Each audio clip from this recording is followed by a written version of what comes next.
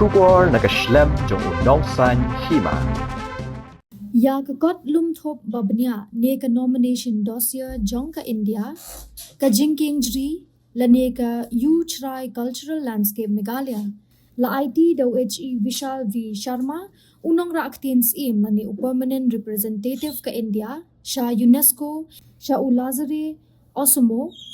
Ilondo u director ka World Heritage Center ka UNESCO nak benta ban perkhat halor ka jingla ban sha penrung ha ka thok World Heritage jong ka UNESCO ha ka jingkmi bnya jong snem 8,000 rio 8,000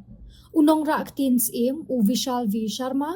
haba IT ya ka niga kot lumthup ula ai khuble ya u mentri rang badu kari u Narendra Modi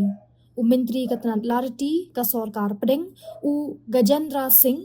Shekhawat, u Menteri Rangba ka Jilla u Konrad K. Sangma, u Principal Secretary uba FR Kharkongor, u Officer ka Archaeological Survey India, Katanat Kambari ka Sarkar Pedeng, Kiriyo Shampang bat ki padba nong shong shnong ki bari ba Sumaria kani ka jaka, ba Shajit badon ka jingede bat ka history.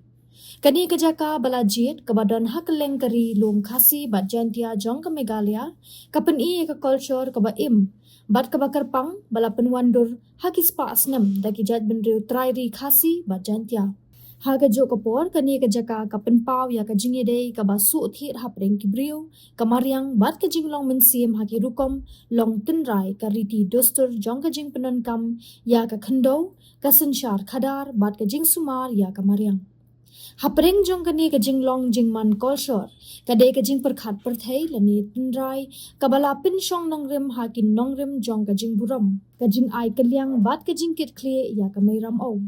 ka jing IT ya ka ne ka kot ne ka nomination dossier ka penpau ya ka jing angnut ka India ban ithu ban penne pensa e ka culture bat ka pateng mariang barius pa jong ka khamtam e ya ka riti dostur ka ba im bat ka jing sta jing ki jat bin riu trairi kumju ban ya chakmat bat ka jing persyang ban penne pensa ya ka pateng perthai lingba ka UNESCO.